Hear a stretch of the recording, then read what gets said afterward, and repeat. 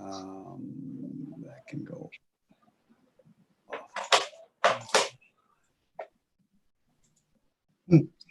Good evening, David.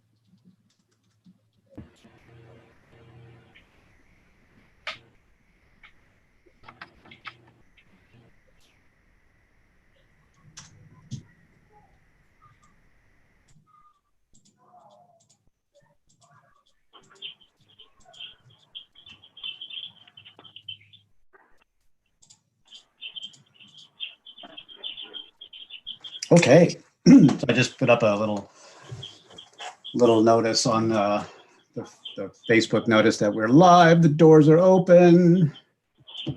We're all here. You How guys are you? I see something cool.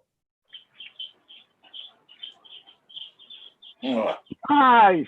Nice one. So I don't know if a few weeks ago I had made a shirt and it did not turn out very well at all. So I was playing around with the graphics, and last week was my birthday, and one of my students went online and found the graphic and made me a cup and sent it to me for my birthday. Oh, that's really nice. Isn't that cool? That's really sweet of her. Really nice. So we're still working on figuring out what that's supposed to look like, getting all the images to work, but I think we're gonna have one soon. Oh, look, Oliver's got the thing rocking, man. That's awesome, dude. I'm gonna have to do that too. What the 10 points goes to Oliver today. Thank you. Yes, indeed. That's cool. So let me do this thing over here on. We've already got some folks watching us over there on YouTube. I want to say, hey, Bill McCullough is over there. Bill says it's 94 degrees, so I'm not doing Zoom today. He's because he's gonna overheat his tablet. So, all right, Bill. Well, it's good to see you, brother. The Green Giant Piper is up there on YouTube as well. Green Giant. Welcome. As anybody else pops in over there on YouTube, I will try to do my best to keep my eye on the chat. So if stuff comes up and you want to ask questions or whatever, just type it in, and we'll make you a part of the conversation too. Or you could be one of the cool kids and come into the Zoom room and join us in there. But I am not going to post the link on YouTube today. Last week we did that, and we had some unexpected guests for a minute, which was the first time it's ever happened to me.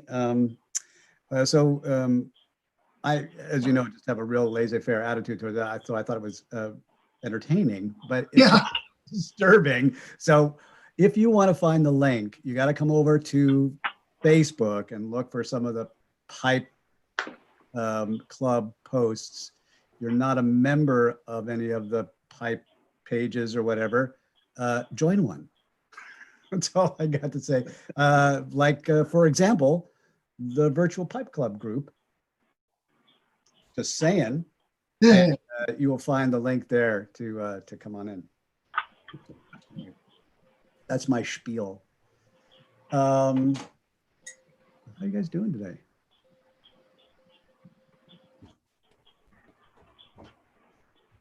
That's your cue to. Okay, let's start. So I'm smoking HU Haymaker, Virginia Flake, There you go. You were frozen there for a and second. I'm smoking it in this beautiful pipe. It's a unique shape. It's kind of combination of pot and bulldog with this beautiful stem. Made to my specifications by Tim Thorpe from Cherry Hill, New Jersey. Nice. Nice. We'll call that the pot dog. Yeah, Tim is a very talented young pipe maker from New Jersey. He is member of New York Pipe Club and Philadelphia Pipe Club. He was featured in one of the issues of Pipes and Tobaccos magazine.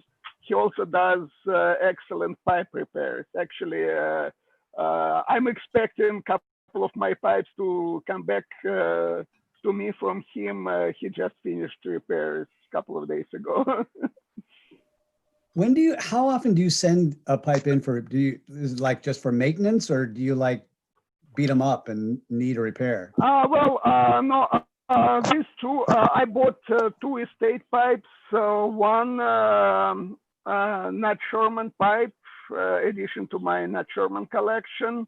So it needed some serious cleaning, like professional level cleaning, and I'm not that skilled. I don't want to ruin it. I better send it to a real professional. I know he can do excellent job.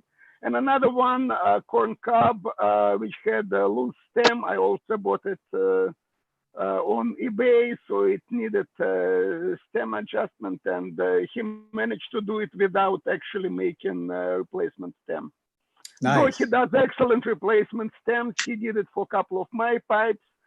And for Patrick Grant, he did replacement stem for him.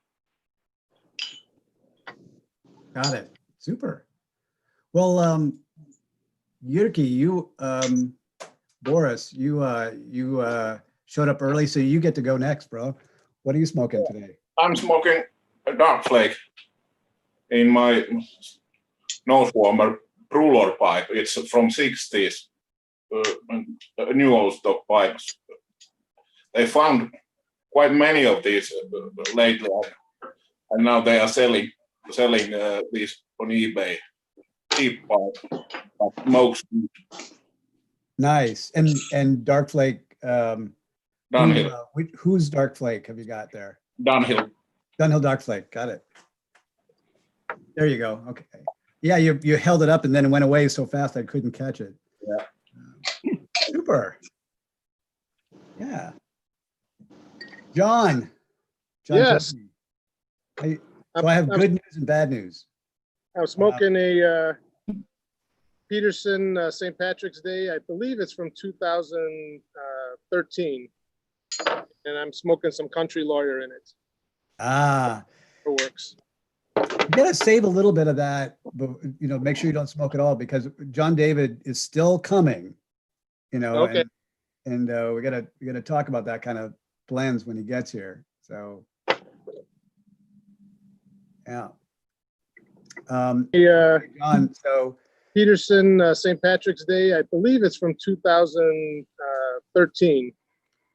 And I'm smoking some Country Lawyer in it. It works. That's my.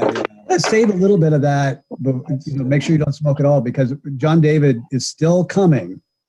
Okay. And we gotta. There we go. Brian, was that you? With the YouTube playing in the background there? That was me. Sorry. That was you. Well, so here's my disc jockey impersonation.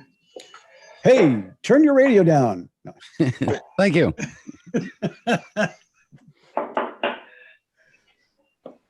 When I was a kid, we used. This group is old enough. There might be one or two of you. I can say this. So, children, once upon a time, there was this thing called radio, and you actually called in and talked to somebody on a telephone, and requested songs to play, and then they would tell you, "Turn your radio down." Oh yeah. Yeah, you guys remember that. Yeah, back then the telephone was a thing you talk into, not look at. Right, right.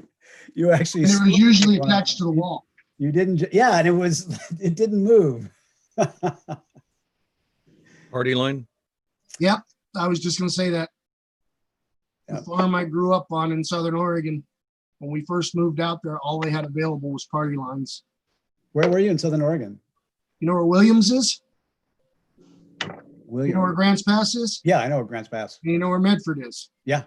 About 30 miles south of Grants Pass, about 30 miles west of Medford. Okay, so yeah, I think I know the town. Applegate? Is it, how far off of I-5 is it? Way up the I-5. You gotta go out Highway 231. Okay, all right. So Well, I'm Way from, off the I-5 is relevant. I'm up north. I'm in Portland, so, or I grew up in Portland. So everything from, Eugene north, I know really well. Yeah. And You then know where Dayton, I lived in North Bend for a little while in high school and then been back up again. Yeah. Yeah. So I I know spent that. most of my adult life in the Salem, McMinnville, Dayton area. Yeah, I went to Dayton High School. I actually worked for a couple of years at Merrick's Corporation in Hillsborough. Wow. Yeah, my graduating class had 32 people in it. Class of yeah. I thought my high school was small. John Coteau, what are you smoking today, brother? Rocking the Chelsea morning in this Nero. Nice. And I'm out of Facebook jail, by the way.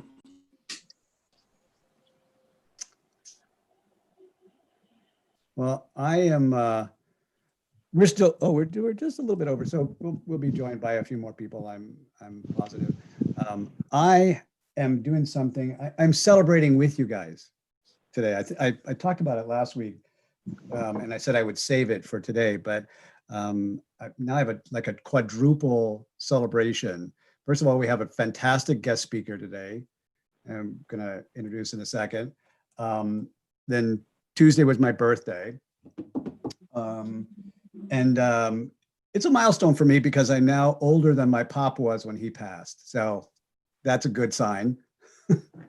And then I got, some of you saw on the post, a new pipe from one of our members. Actually, and I asked him to put a church warden stem on it, so it's really awesome.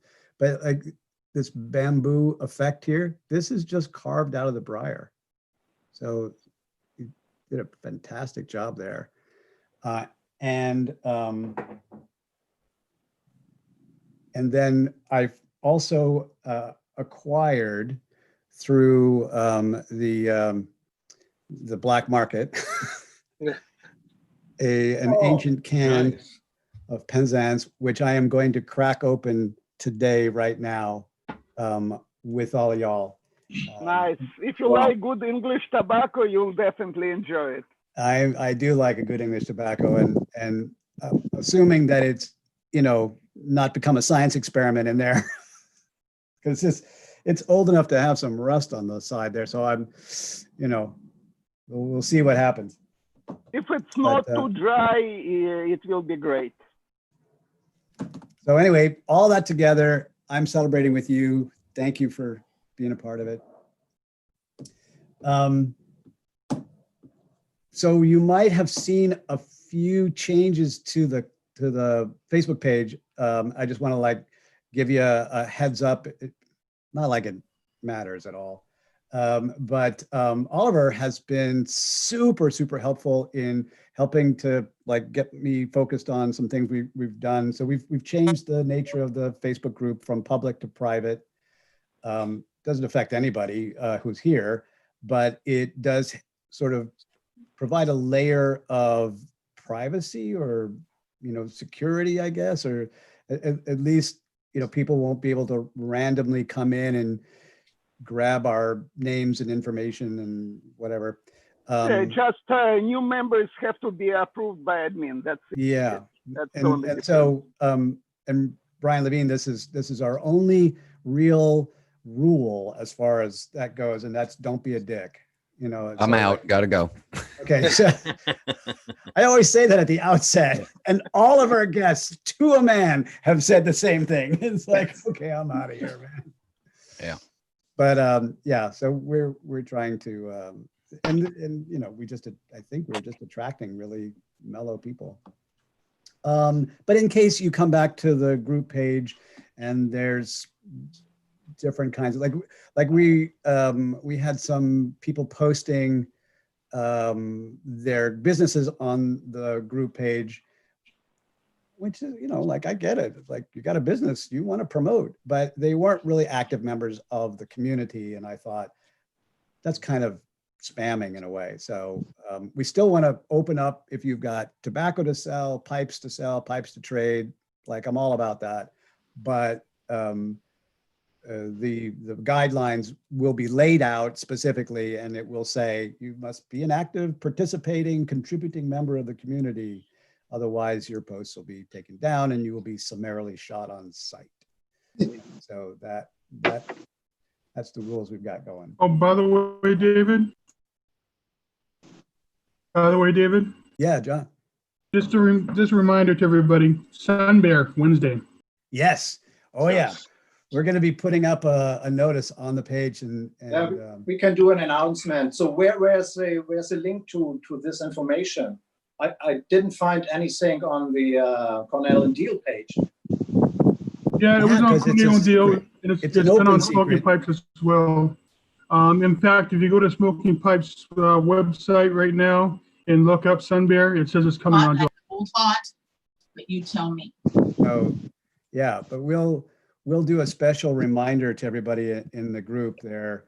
You know, it's only 8,000 tins, so, you know, stock up. We'll be responsible for half of the inventory. Law Dog is here. Once he gets his camera rolling there. That's awesome. All right, well, there's a few new people, I think, that maybe this is their first time, or yeah, Alistair. Alistair, you're in New York. Utica, New York, upstate, Welcome, central New York welcome. state. Thank you.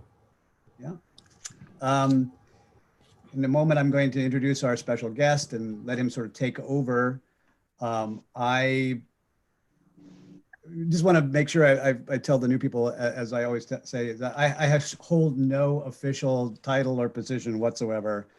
I'm, you know, not in charge of anything except, you know, kind of just trying to keep the momentum going in our meetings and keep it from lagging. And then after a couple hours, reminding us all that we have families and I don't want to get anybody in trouble. So I kick us all out after a couple hours, and we can then be allowed to come back next week. But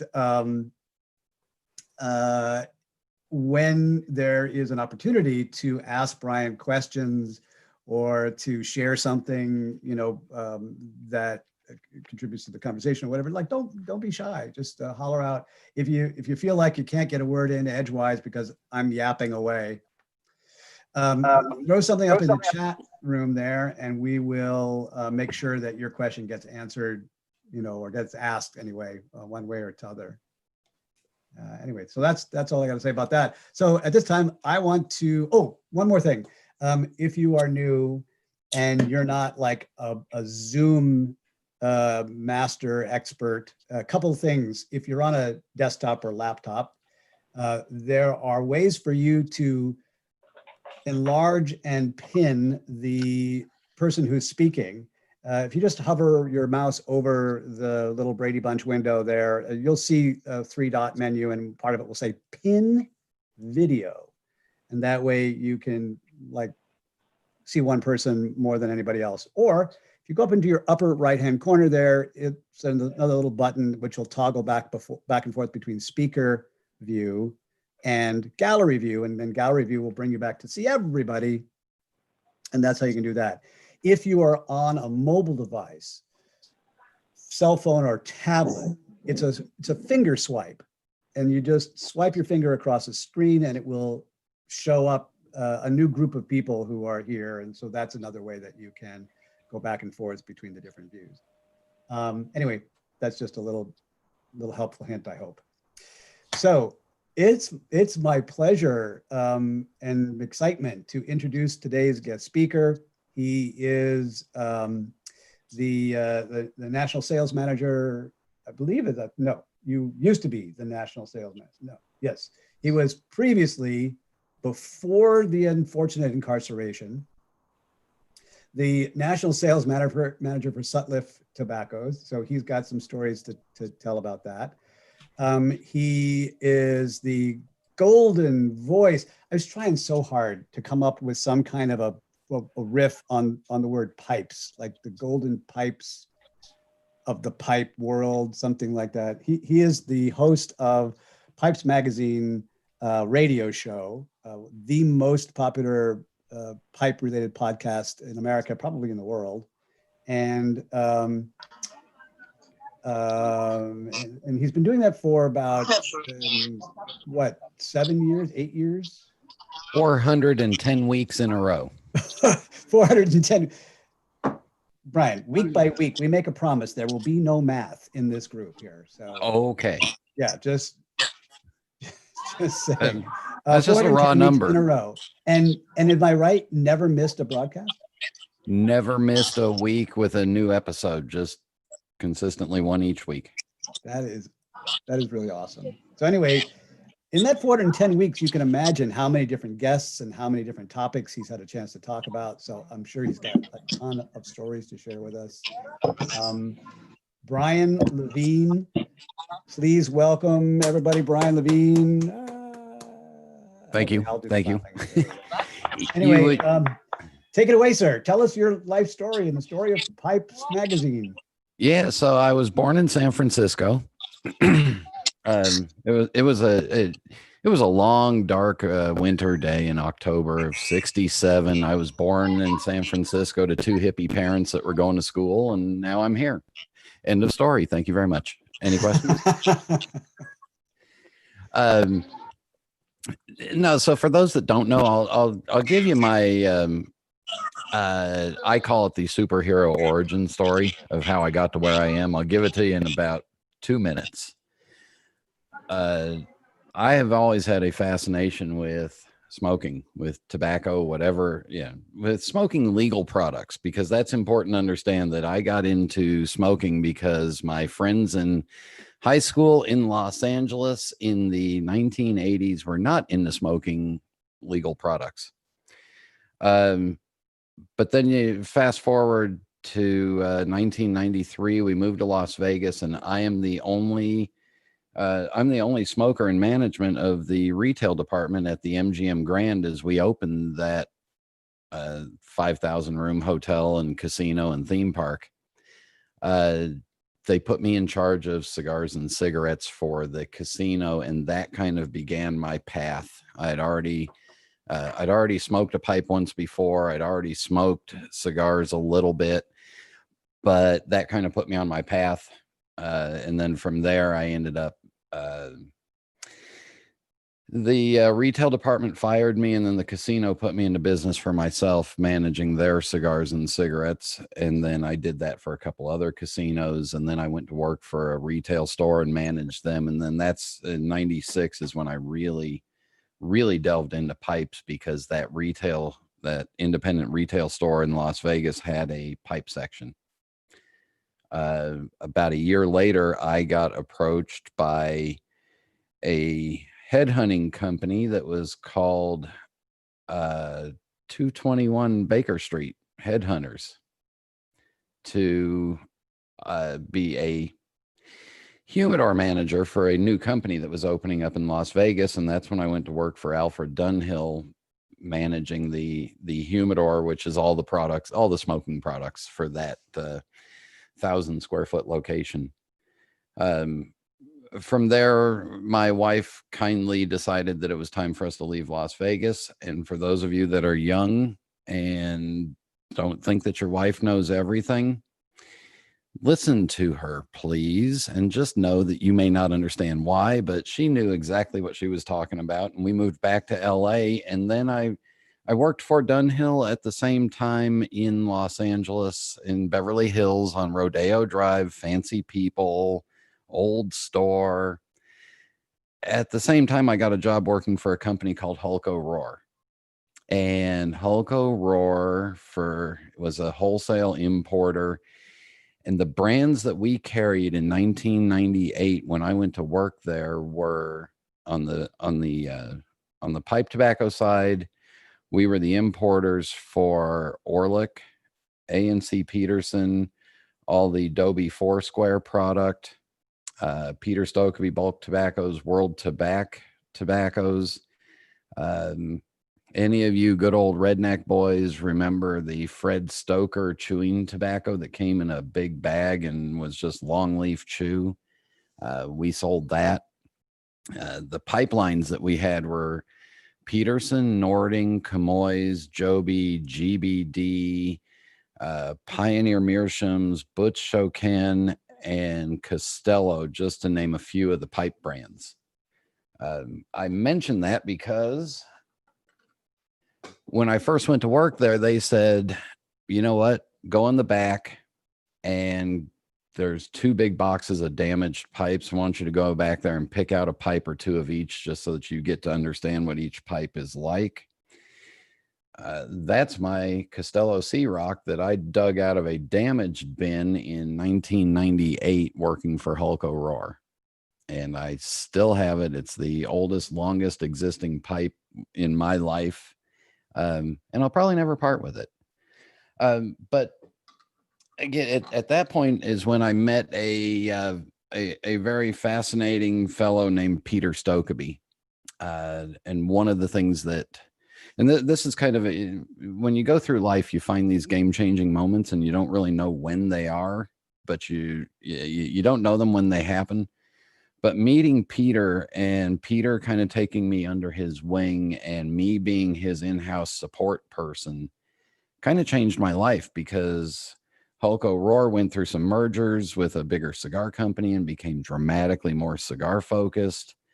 I had really found out at that point that by 99, I really liked the pipe people and the pipe world much better than the cigar world.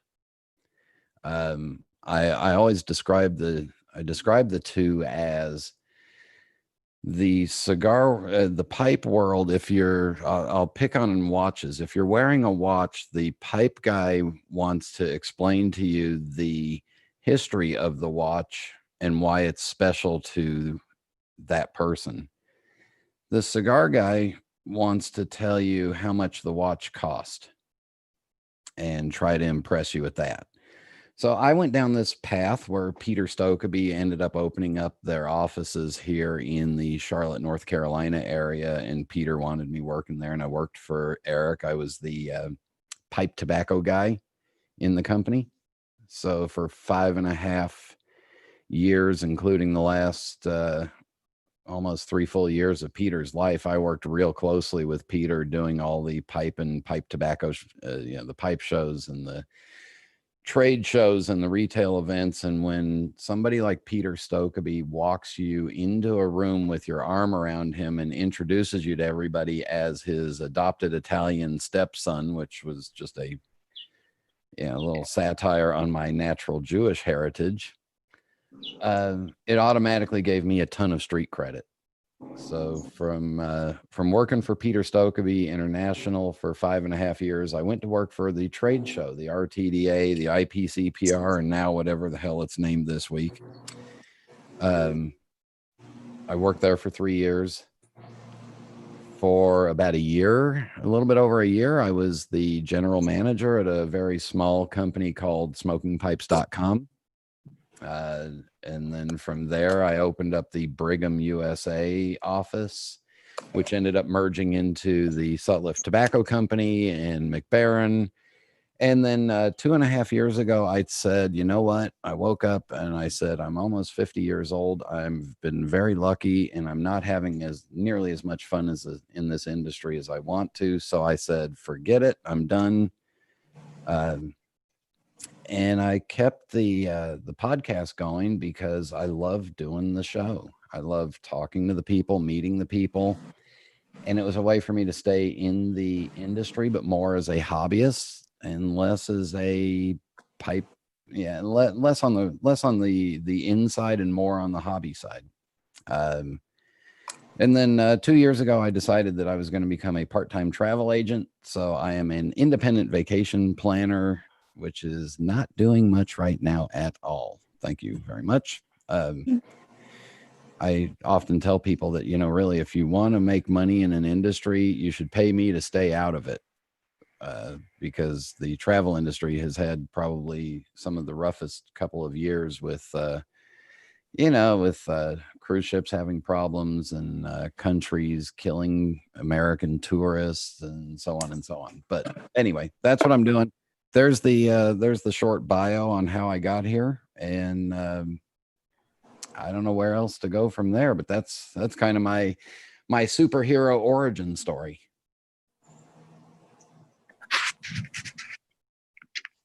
Yeah. David, you're muted. There we go. Had myself muted, which is probably a wise thing. I was going to say, how did the podcast itself get started? So it's through pipesmagazine.com. And Kevin Godby, who owns Pipes Magazine, wanted to do a audio component to the publication. So imagine if you're, back in the days when we used to like to have to do this thing called commute to work. He wanted to add this talk show type format as a bonus of, bonus content. And he reached out to two different people in the pipe world independently. And we had met each other a couple of years before and knew each other, but he talked to two people independently who both recommended me as the host of it. So we sat down, we talked. Greg Pease of GLP's Tobaccos was kind of involved in the original ideas for some of the formula, some of the style stuff. And that was at a Kansas City pipe show in June 2012. And we decided that, we'd go forward with it. And again, the idea was, to just bring some of the characters of the pipe and tobacco hobby and the industry forward. Bring the personalities out. We went through a couple of style ideas. One of them was a little more FM, talk about radio. Anybody remember the dirty FM morning shock jocks? Hey, good morning, everybody. Get up. Time to get the beep. We teased that style a little bit. We teased a style that was a little more, NPR coffee shop discussions. And so then we left that meeting in June, and I said, all right, well, I guess I need to figure out what this podcasting thing is. Used to tease my kids, who at that point were, I don't know, 20 and 15 or something, whatever they were 8 years ago. I used to tease my kids because they all had iPods, and they said, I didn't have an iPod or anything or know anything about it, but I was going to be on iTunes. And so I'd tell the kids, I may not have an iPod, but I am an iThing.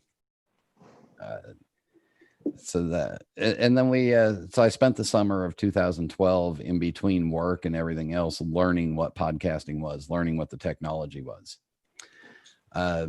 Back up about 20 some odd years, and most of my college work was in broadcasting. And my high school I was the high school sports announcer for all the sporting events. So I was automatically comfortable behind a microphone, but it had been 20 some odd years since I dealt with anything, and I had to learn the new technology. So the podcast began and we hit the formulas. If you haven't heard the show, please start with the more current ones and then kind of work your way through the back catalog. And then when you get back to the first 25 or 30 or 40, please understand that that was a long time ago and technology has changed a lot. I think that over my left shoulder there is the original microphone that I used for the podcast. But yeah, so the idea was, and then the basic format of it is I really ripped off the late night talk shows. I stole the format from the late night talk shows 100%. It's an announcer that's got a silly joke in the middle of his announcement, everything, and that's purely just ripping off David Letterman's format. It's usually a minute or two of an intro, and then the next segment is pipe parts, and then the next segment's a guest, and then there's a music segment, and then a reader mailbag segment, and then a rant, and that is it. We hit that formula. We have had guests on the show from every continent except for Antarctica. I have yet to find a pipe smoking penguin. We have had guests on the show that range from everywhere from just your average Joe collector. I had a couple of years ago, I did some segments. I did some interviews with some younger, newer pipe smokers that were like under the age of 25 and turned the tables and just said, all right, you're brand new. You ask me all the questions that you want to know. Most recently, I did a series of 7 questions for 7 experts. And those 7 experts, 5 of them are doctors of pipes. 1 of them is a master of pipes, and the combined pipe smoking experience of those 7 people was about 320 years of pipe smoking history. Those 7 different people I specifically picked because there were 2 that make their money in the business. There's one that makes his money as a hobbyist in the business. Then there's 3 different pipe smokers from different parts of the country that I also knew had different focuses in pipe smoking. So, what else have we done that's been fun? We've had one of my favorite interviews goes back a couple of years, and that's Makis Minetos, the briar cutter from Greece. So we've gotten all the way back into the show with the cutting of briar. We've had a perique farmer from Louisiana who is Leon Pouchet's grandson and still lives on the same parcel of land that his family got right on the river in the St. James Parish. We've had a Grammy Award winner. We've had 2 platinum record recording artists. I'm working on a Emmy Award winning animator right now who is also a pipe smoker. Working on a couple of musicians that are, most of you wouldn't know as pipe smokers, but in the music segment, I tend to feature music by pipe smokers, going all the way back to the original pipe smoking musician, that radical Johann Sebastian Bach, who was kind of like he was like the Bruce Springsteen of his era. Yeah, he was kind of edgy. So that kind of rounds up the show, unless anybody's got any questions. If you got any questions, I don't know how to see them real well. There's a little chat thing down here, but if you got any questions, just holler, because I don't know. Has a question. There we go. Just holler out, guys. If now I went ahead and muted most of us just because of the feedback, and it when when your microphone goes on, you might take over the cameras.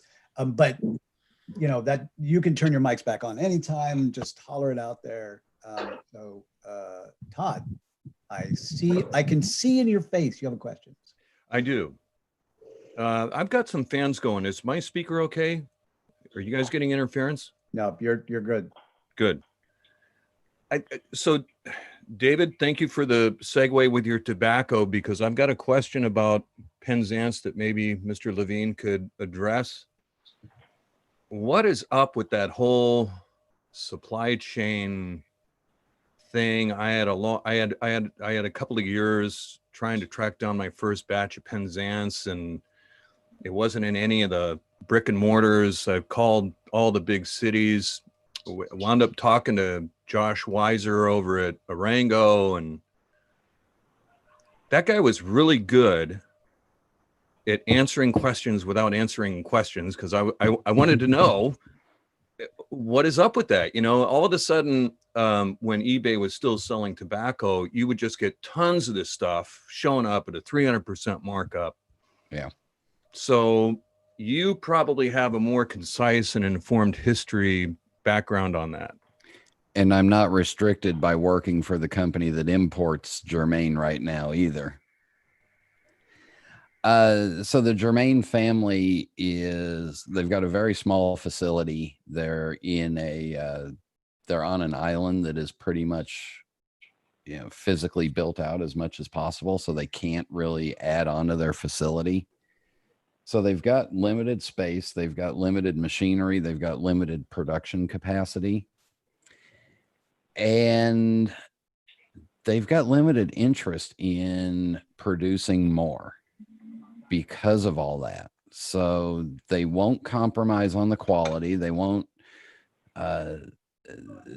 sub out part of the work. They still buy their tobaccos the same way. They bring them into, I believe it's the Isle of Man, and they still age and process the same way they've been doing 50 years ago, when they were a very small cottage industry thing that really Mike Butera kind of put on the map with the Esoterica lines. So they really can't expand their production. They can't push it anymore. And on top of that, I don't think financially it would be feasible for them to really push it anymore.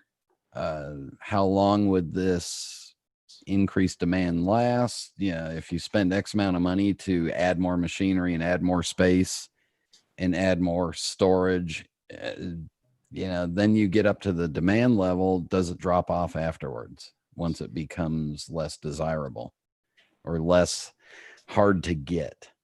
That part of it, I really got the whole supply and demand thing. And I know that it wasn't always in such high demand. I guess my question is, or was, how was it that, you know, all of a sudden eBay, there would be none, and then all of a sudden it would be flooded and people are selling the stuff, but it doesn't wind up in the brick and mortars. I guess, you know, somewhere from where it left Europe it got here, and then how did it get? It would hit the brick and mortars. I know Arango, and I know Mike Butera's ethics, and I know that with all that, it would go through the normal sales channels, but then it would get snapped up immediately. We were starting to run into some of this when I was at smokingpipes.com with a couple of items where we had people that were on wait lists, and we just had to say, you know what, we can't manage these wait lists. So when it comes in, sorry. And what happens to it, happens to it. eBay wise, I do know that eBay was regularly going on these jihads where they would go through and wipe out all tobacco listings or all tins or stuff that they didn't like. And then they'd forget about it and they'd run it for 4 or 5 months and loosen it up, and you'd get some sales until they finally came up with a policy. It's literally just the real impact has been that, in my opinion, Penzance in particular is taking over where some of the McClellan product fit into the market. It's taking over to where some of the older Murray's Dunhill product took that spot. So simply by Germain still processing the same way they have been for years, they've picked up more interest without having to really do anything. And they're just not willing to make more product or make it feasible to make more product. I hope that makes sense. I know Mike Gold, the owner of Arango, and I know he would love to sell more Penzance to you. Mm-hmm. Brian, let me piggyback on that. So any insight into their production and export cycle? No. They produce when they produce. They get their stuff when they do it. And I don't think they're also willing to work much more than a normal 4 or 5 day work week either. Because they are, the Germains are, again, they're older guys and they want to enjoy their life too. I don't think they're willing to compromise their 3 or 4 week summer holiday in exchange for running one more run of Penzance. It becomes a quality of life versus a quantity of life kind of issue, I think.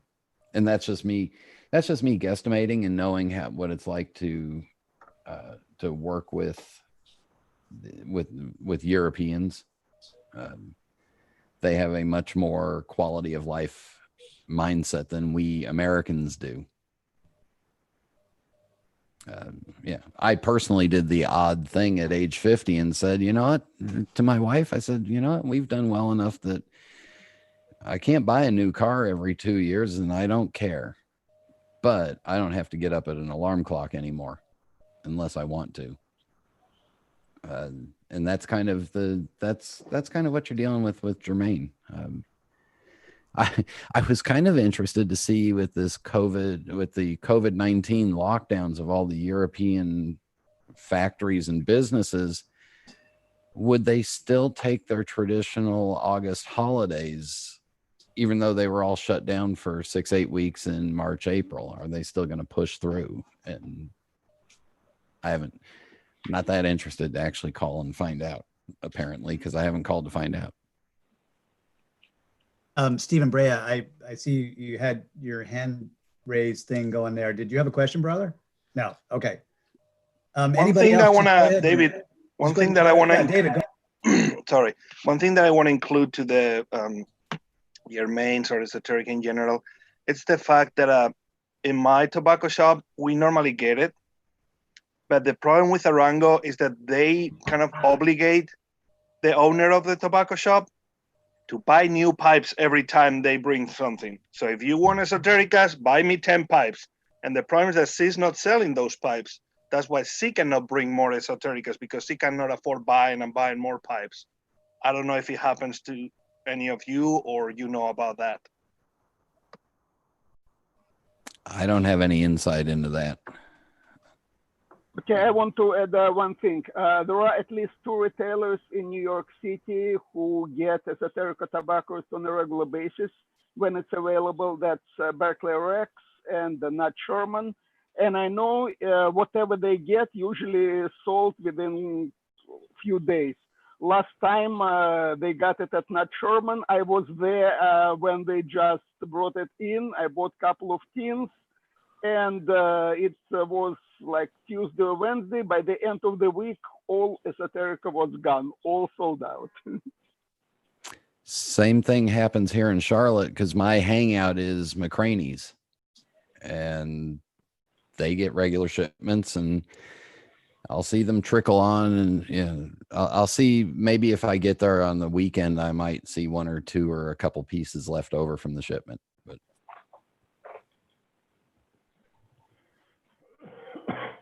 Or sometimes they only allow you to buy 1 at a time, or 1 tin or a bag. They write down your name and say, sorry, you already bought this. You are not allowed to buy it within like a month if we still have some supplies. You know, it's funny. I looked for it and I wrote about this on TR Tobacco Reviews. I looked for it for a long time, and I finally broke down and bought 8 ounces of both the Penzance and the Stonehaven online, and paid, exorbitant amounts of money for it. And within a couple of days, I got a call from the brick and mortar down here in San Jose, Mission Pipe Shop, and the guy says, yeah, we got a pound of Penzance, we got a pound of Stonehaven. Are you interested? It usually takes me 20 minutes to get down there. I think I got there in 7 minutes. I paid $55 for 8 ounces of Penzance, both of them. I got, a pound of Penzance and a pound of Stonehaven for like $225. So I'm good. It's just before I was able to stock up, it was such a racket around that one single tobacco. The same racket was happening with the, what was it, the Balkan Sassini relaunch? Yeah. And Todd, I got to say, first of all, you've got a great voice, but even better, I love that shirt. That is the quintessential Genesis album, and forget all that stuff with what's his name, the drummer. Yeah, that was the soundtrack to my high school years. Yeah. And that's part of the fun that I have with music, is that you can just turn on music and go back into wherever you were when you first heard it. Yeah, about the music, that's actually how I realize how old I am. When I hear songs which I remember as new on the oldest station. Yeah. I have a real problem with music in that my father-in-law and I have almost identical taste in music. And so my wife, every time I put on a record, she's like, I just can't look at you right now. I can't put those two things together. But you know what? Let's talk about, since the topic came up, can we talk about the music segment on your show a little bit? Like, yeah, sure. Like, can you dive into that a little bit deeper? Like, what is it that puts pipes and music together that should be on the same show? Or is it just about you? It's really, honestly, it's really about me. It's really about the fact that I like all kinds of different music for all different types of reasons.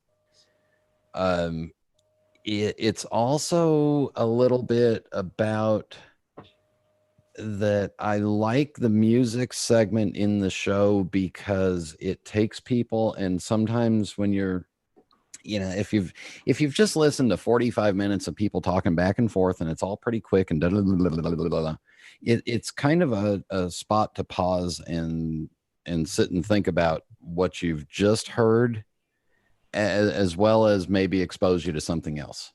And in my life, when no matter what I am doing, there is consistently music in the background. It may not be the primary thing that I am sitting and doing, but there is consistently some sort of music playing in the background, some sort of mood. And again, it's self-serving with the amount of Disney related music that I play on the podcast, but it takes me back to those places and those things. And I really do like, I'll catch myself when I'm around the house. I'll catch myself just stopping and getting into some music that's playing in the background and just kind of forget that I was supposed to be working on something or doing something. But yeah, it's really just me. And at the end of the day, I hope it exposes some people to some new music and stuff, because back in the old days, remember when there was like 5 radio stations and they all played the same 10 songs over and over again? Well, I hope to put some music out there that people haven't heard, and maybe it creates some interest. Yeah. You haven't lived until you've heard Brian's Sex Pistols collection. So yeah, all both of them. Yeah. Yeah. Or yeah, I haven't played Sex Pistols on the podcast yet. I have played Buster Poindexter, who was, before he became Buster Poindexter, he was the lead singer of the New York Dolls, which is pretty close to the Sex Pistols, and I can't remember his name now. That would be David Johansen. Yeah, there you go. I've played Buster. I've played every form of music possible, including punk rock. I've got, Jody Davis, the pipe maker, is also the guitar player for the Newsboys, and I've become a fan of their Christian rock music. My Jewish upbringing has a little bit of a problem with that New Testament version of stuff, but the Old Testament I'm fine with. So it's kind of fun. But yeah, it's primarily for me, and it's primarily so that people get a chance to breathe and listen to something different. Well, isn't that what sets pipe smoking apart from cigarettes and cigars, is that, to set aside the time. First of all, you have a much wider variety, many more genres of tobacco, just like music. And I think people are more open to that and taking the time to just be mindful. Yeah, no, it really is. I think pipe smokers want to know how it's built and how to do it and how it's designed, and cigarette smokers want to fix. Where's my next fix from? If they knew what was in a cigarette, they probably wouldn't smoke it. I think overall, smoking and music go very well together, and a lot of people in pipe, tobacco, and cigar business are actually accomplished musicians. Like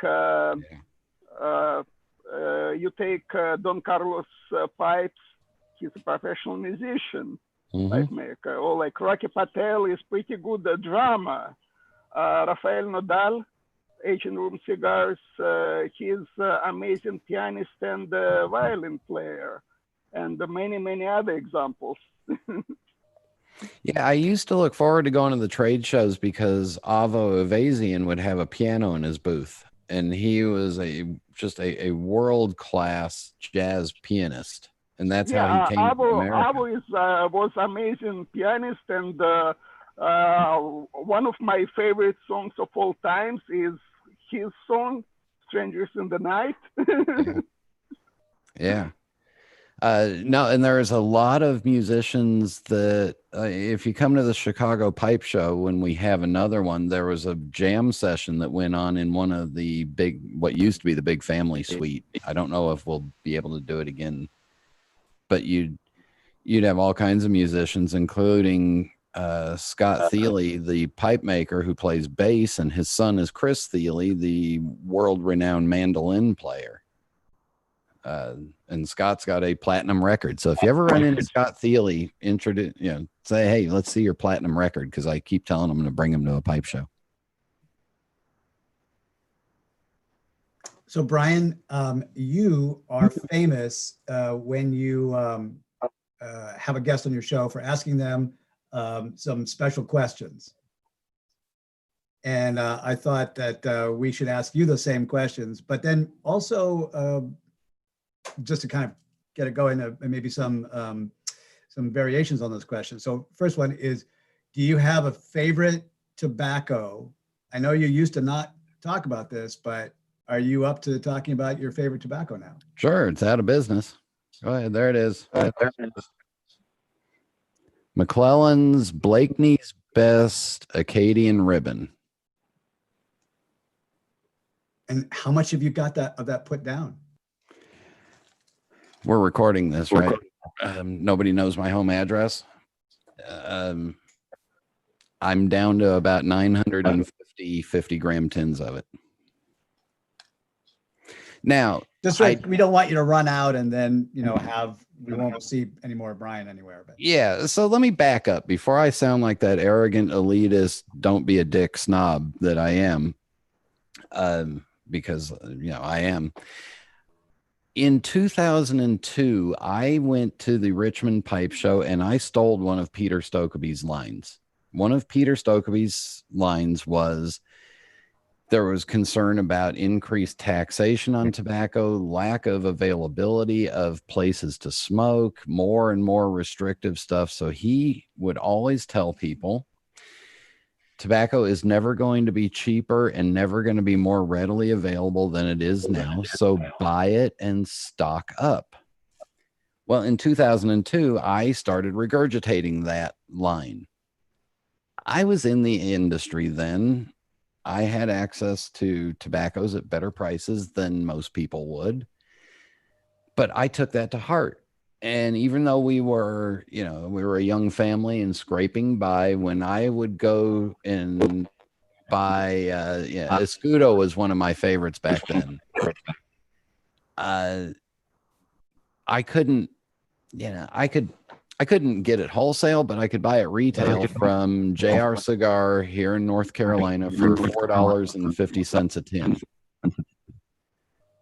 So with that $4.50 a tin, if I wanted one, I bought two and I put the other one aside. All right. So understand, I've been doing this since 2002. When McClellan came out with this, it was about the same time that my daughter was diagnosed with type 1 diabetes. Which remind me, I'll tell you the story about how wonderful the pipe community is. And I decided that it was going to be time to put down the cigarettes and support her and change my lifestyle to change and help her change. McClellan came out with this and it flopped. It flopped wonderfully, but I liked it. So this is the least popular McClellan product ever launched in the 2000s. And I liked it. Year to date, I consumed 1/4 of the production of McClellan's Acadian Ribbon from the Blakeney's Best line. 1/4 of it. 3 years ago now, when they were getting ready to close down, I was still buying cans with the 06 date on it because that was the last time they had done a tinning of it, was in 2006. So it's the least popular product they ever made. And for some reason, I like it. So I used to have these arguments with Mike and Mary. They used to say, oh, we're going to run up the prices. I said, well, if I quit smoking it, nobody's ever going to buy it again. So don't run up the prices. And then over time, I was buying, as I was smoking 1 or 2 cans a week of it, I was buying extra and buying extra and buying extra. And then when they were starting to run out of the 06, it was about the same time that I was leaving the tobacco world. I did some math based off of a standard size pipe, standard group 4 size pipe. If I smoked 4 bowls a day for the rest of my life, how much do I need? And got them to do a second run of it in 2017 so that I ended up with enough to get me through 1 tin a week for 25 years. And to further Brian Levine, ladies and gentlemen, single-handedly keeping the tobacco industry alive. Yeah. Thank you. Thank you very much. And now I don't need to buy any more tobacco until I'm about 77 because I've acquired more since then of other stuff that I like. But yeah, so that's my one favorite tobacco. And that's the story behind it. Don't think that I'm not one of those people that, I only bought it when I could buy from Smoking Pipes and get a 10% discount for buying 20 or more tins or 25 or more. So I'd save up. And then because they didn't stock it all the time in the quantities I wanted, I'd have to call them and say, hey, next time you're ordering from McClellan, order me 50 tins and I'll buy them at the 10% off price. And then I'd get them, or, it was a process, but it's. So here is the riff on that same question. So you've asked this question 410 times in a row. Mm-hmm. Who's had some of the most interesting answers to that question? So I've had some people that have hit me with some tobaccos that I've never heard of. And then I had to go and figure it out.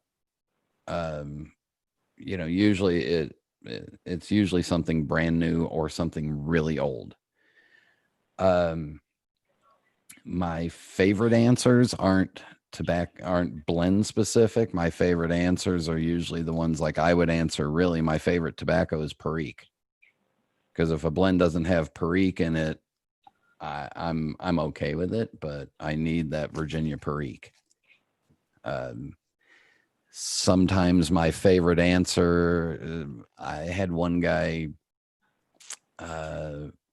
maybe a couple of years ago tell me that his favorite tobacco was whatever his friends at his pipe club are giving him to try. And it was all about the camaraderie of the pipe club. So the questions that I ask, the Fast Five final questions are a ripoff of James Lipton from the Inside the Actor Studio. And it's just to get a control sample and some basics for people to understand. And I really like the way some people interpret it very literally, and some people take a riff on it, and it's just fine with whatever they answer.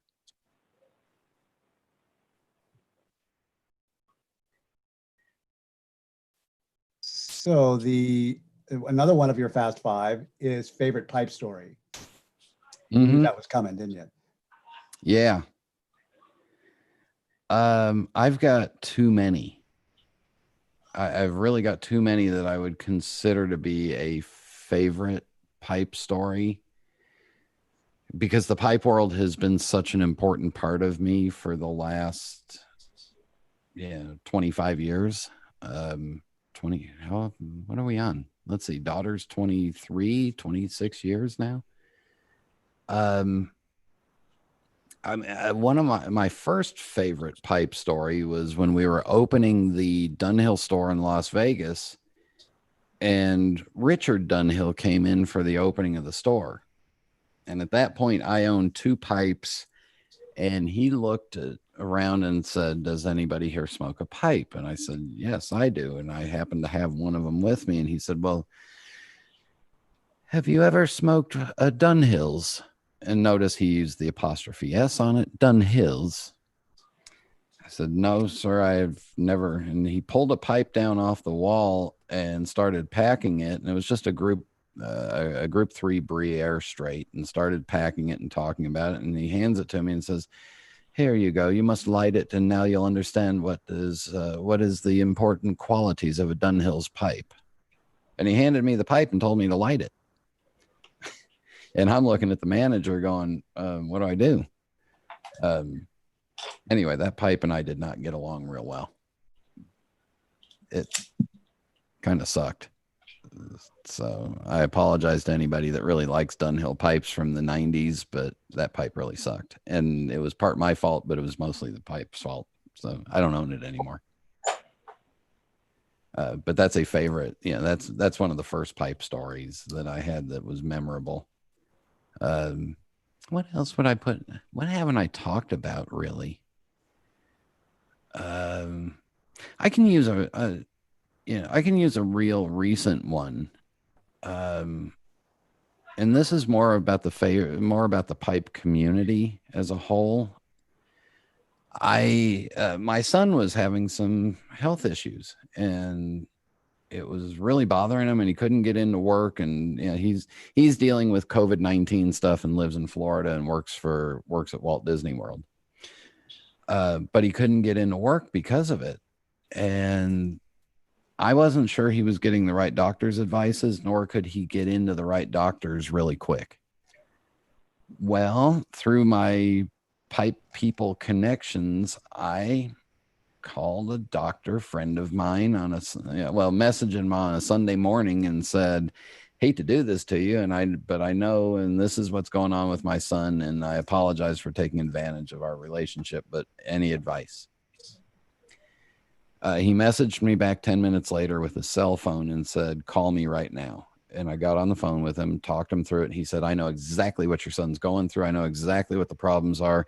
Here's what he needs to do, blah, blah, blah, blah, blah. It's all over the counter. Just stick to this regimen. Da, da, da, da, da, da. Boom. 24 hours later, my son was absolutely feeling 110% better.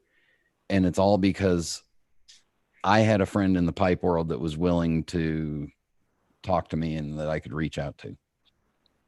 And that happened 12 days ago.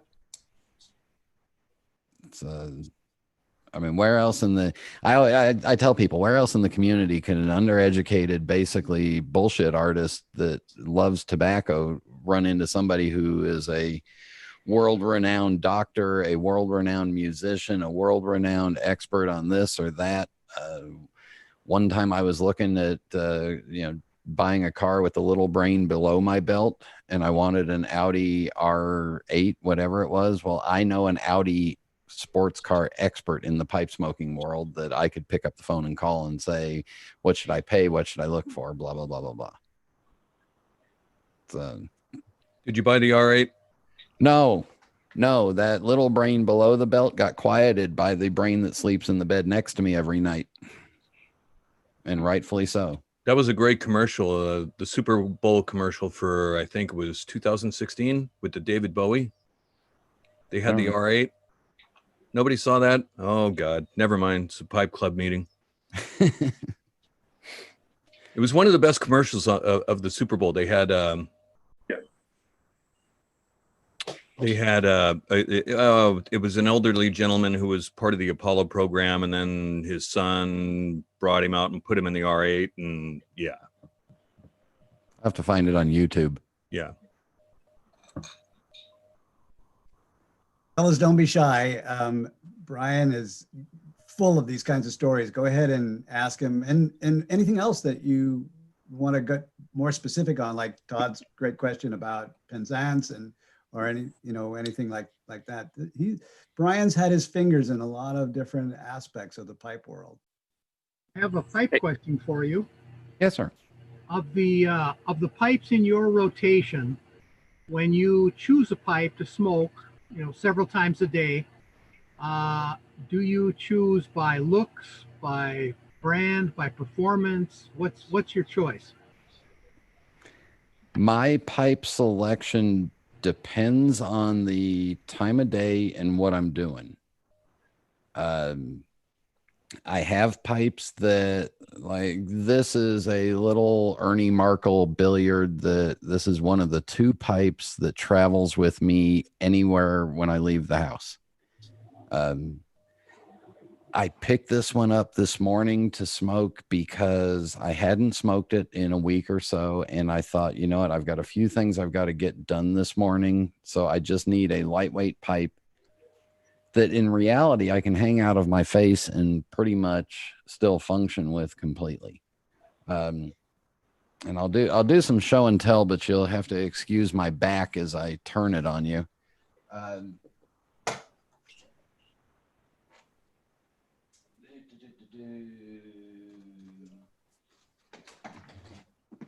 Here's a couple of examples of pipes that are not they're not workhorse pipes. They're that's a very delicate, small, bold Sato pipe with bamboo that is really when I want to sit down with a straight Virginia and maybe a cup of coffee or a tea, and I just want a 30-minute smoke.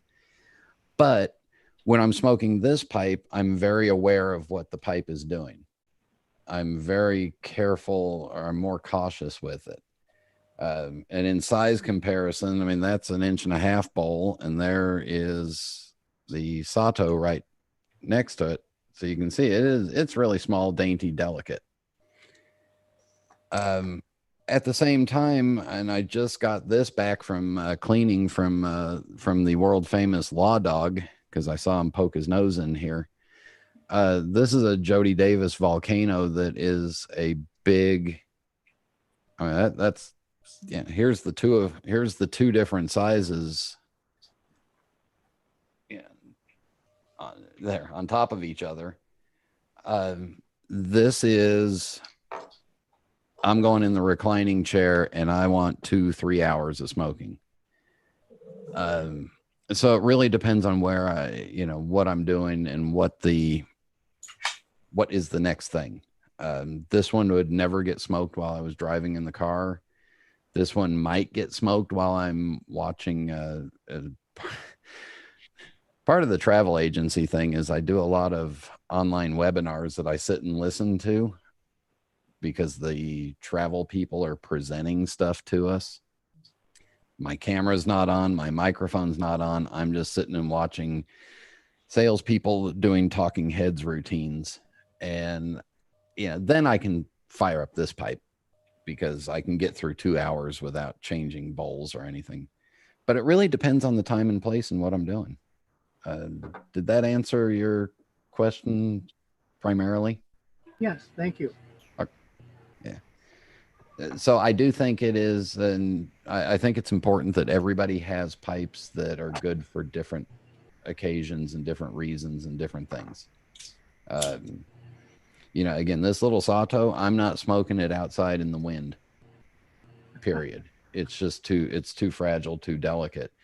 That Costello Sea Rock that I showed at the beginning, I'm pretty sure I could smoke that underwater and it would work fine and be okay. It's such a durable shape and such a forgiving pipe that you can smoke it in almost any occasion, any situation. I need to send it to the law dog to get him to ream it out correctly for me, because that's the other thing that I am a big proponent of. If you don't know what you're doing when it comes time to reaming or cleaning a pipe, let a professional do it. I mean, seriously, stay the hell away from the buffing wheel with your own pipes. If your pipes are $100 and you're too cheap to spend $20, $25 to get it cleaned correctly after 2 or 3 years of smoking it, you're going to run the risk of killing your pipe. So find a professional. Speaking of which, Law Dog, what's your favorite Brian Levine story? You can't tell that one in public. Well, over the years, I've been in situations with Brian that we can't discuss for numerous reasons. But that last pipe, that Jody Davis freehand that he showed you, when I sent that, or when I got those pipes in, because that is so not Brian Levine. Brian's pipes are normally 5 inches, 5.5 inches, 1.5 inch, bowl. But I opened up the package and I looked at that pipe and I said, I'm just going to have to ask Brian about this pipe. Did this come in a lot of pipes that he purchased or whatever the case is? But Brian and I go back a while. He's a fine fella, and that's one of the reasons I'm here. Back at the end of May, I had my right lung collapse. Just woke up that morning. 10 minutes later, I'm on my way to the hospital. So I've been kind of out of the loop for a while, but when I saw you were having my buddy Brian on, I had to make it to this one. But I appreciate it, David. And I'm not going to tell any secrets on my buddy Brian. There's nothing you can't tell in public. I hear you. I did my best. I was trying to dig up something there, but. Oh, well, I do have a PayPal account. If you want to send those cards and letters, I got some stuff for you. And he'll say, how's that lung, Law Dog? It is much better now.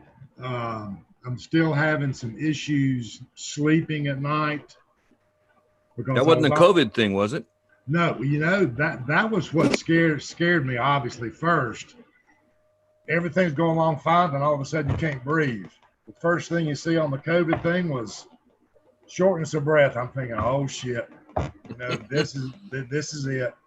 But no, they actually tested me several times at the hospital for COVID. Now I didn't have that just a little nice little round the inside of your nose test.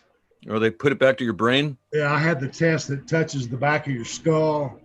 But medulla oblongata. The Medusa, that's exactly right. But Not to be confused with Enagata Davida. Absolutely not. But I'm doing fine. I appreciate you asking, Todd. Good, man. Good. Yeah, brother, we missed you. I know you've been out of it for a bit, and we noticed. Well, That was the first time I've ever seen Law Dog, and when I hear Law Dog, I think of oh damn, the movie Tombstone. Tombstone. There you go. Thank you. Law don't go around here, Law Dog. Law don't go around here, dog. Yeah, law don't go around here. That's it. I heard that numerous times during my professional career, I'll tell you. How'd you get the name Law Dog? Well, see, I'm a retired law enforcement officer. Oh, okay. And early on in my career, that was the nickname that somebody gave to me. I can't remember, some guy on the street that I had a dealing with over the years, and it just kind of stuck. And so I just went on with it. Now, if you haven't met Robert Lawing, the Law Dog, how tall are you? About 6'6"? 6'5", 6'6", about 330 pounds. But if you want to see him turn into a bowl of jelly, just talk to him about his granddaughters. I mean, oh yeah, tea parties and get his nails done and all kinds of stuff. You know, I do have a sentimental side that most people don't get to see, but my friends do, and Brian's seen it, and he knows what he's 100% correct. You get those granddaughters around, everything else shuts down. I feel sorry for when they start dating and Grandpa comes out to meet that little boy. Oy vey. Yeah. But Todd, I do appreciate you asking about me, brother. Thank you. Glad you're feeling better, man. I appreciate it. Here's Brian, another one. Another tobacco question. Yeah.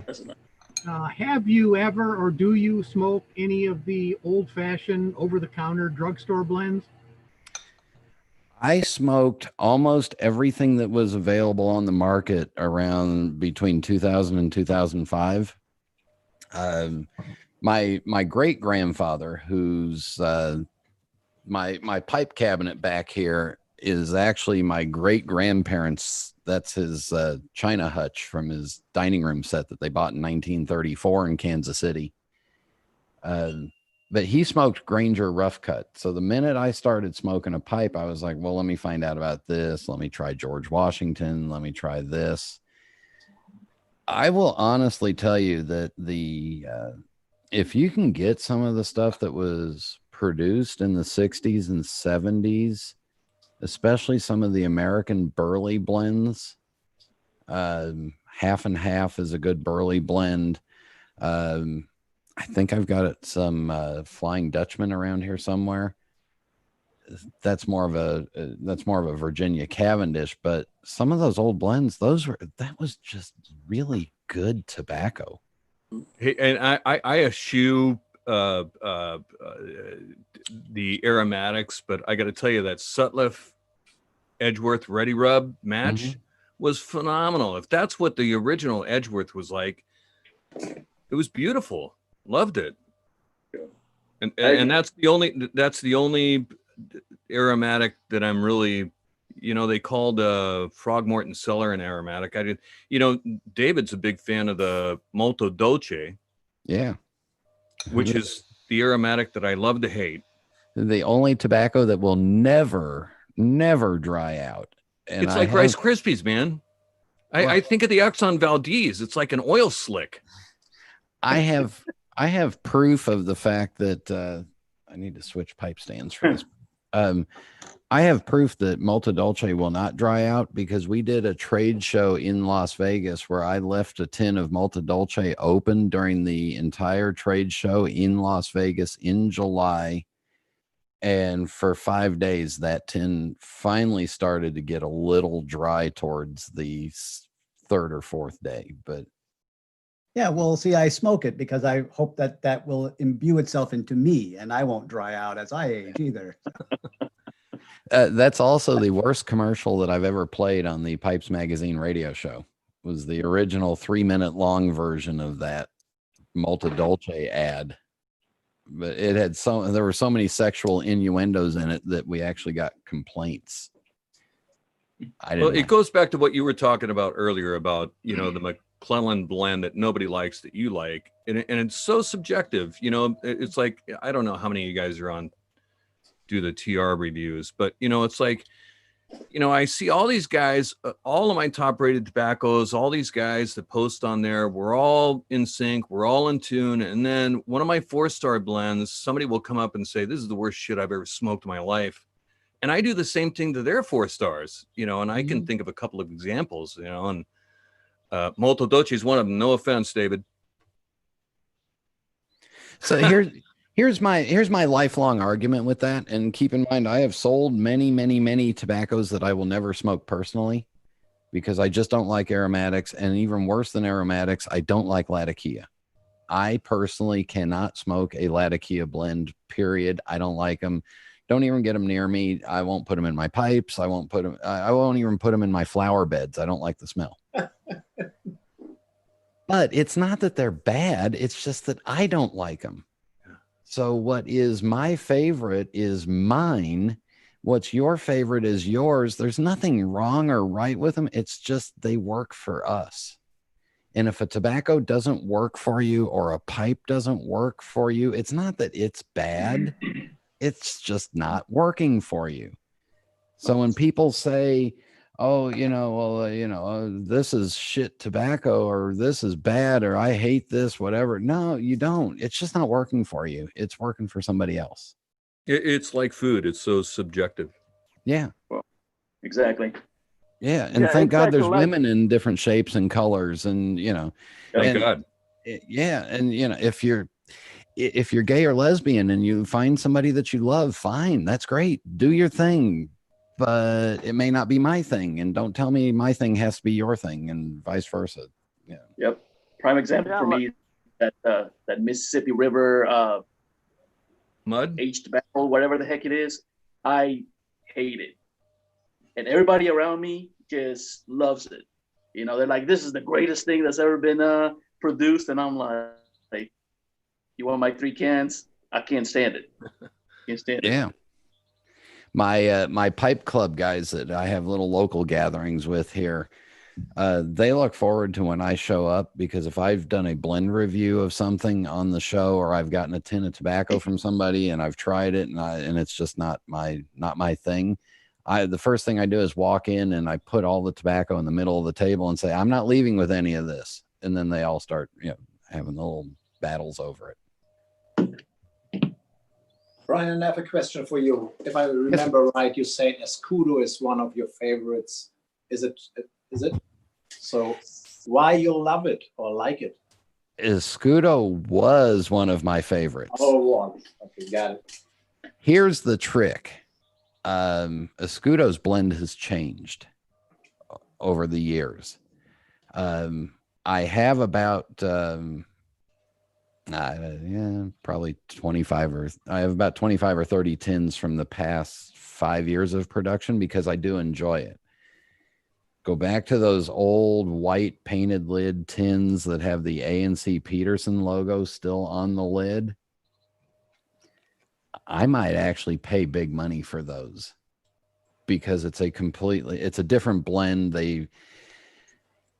I think that the Scandinavian Tobacco Group did some corner cutting on that process, because if you look at the stuff from, I was in the factory in 2001 and they ran the Escudo cutter for me. I mean, that's how personal I've gotten with Escudo. It's a different construction style. I do still like current Escudo, but I'm going to shock the hell out of most people and tell you that I don't like it if it's had more than 2 or 3 years of age on it. I like it more in that 2 to 3 year range. If it goes to 5 or 6 or 7 years, I think it just gets too bland for me. I like that punch of the Perique in it, and there's less Perique in it than there used to be. Yeah, well, this is why I like it. Here you go, Brian. I just opened a 12-year-old tin of Escudo. Nice. Yeah. Besides less perique, I think Virginia in new Escudo is different. I think it was different Virginia in the older version. Yeah. No, and blends change over time too. I just participated in a virtual, what the hell do you call it? A taste testing of 3 different vintages of Orlik Golden Sliced. One from the 80s, one from 2005, and the other one from about 2 years ago. And I can tell you right now, my experience made me feel like that was 3 completely different blends that I was tasting. It wasn't the identical blend in different ages.